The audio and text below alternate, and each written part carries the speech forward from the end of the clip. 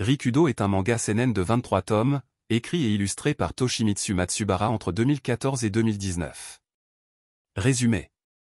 Riku Azami est un jeune garçon dont la vie est placée sous le signe de la tragédie.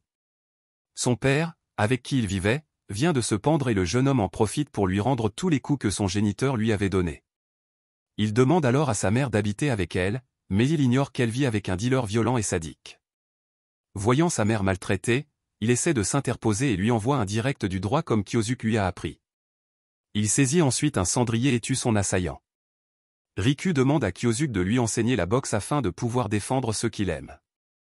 Kyosuke refuse et l'envoie chez Shinji Baba, son ancien entraîneur de boxe. Shinji accepte de l'entraîner car il décèle du potentiel chez Riku. Quelques années plus tard, Riku continue à s'entraîner et s'apprête à passer l'examen pour obtenir sa licence de boxe professionnelle. Retour lecture. Bien plus qu'un récit initiatique porté par un sport, le manga conte la construction d'un jeune adulte à l'enfance tragique placé en foyer. Si au départ Riku veut apprendre la boxe pour se défendre, très vite elle devient sa raison de vivre et son métier. Bien qu'elle lui permet d'extérioriser sa colère et avoir de l'attention, la boxe ne règle pas tout. En parallèle de sa carrière, le boxeur doit apprendre à être en famille. Une famille composée de son entraîneur jouant le rôle de père, un yakuza pour grand frère et une camarade de foyer amoureuse de lui.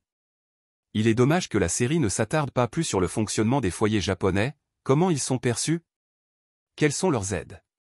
Par contre, le monde du noble art est bien détaillé, les entraînements, trouver des adversaires, de l'argent.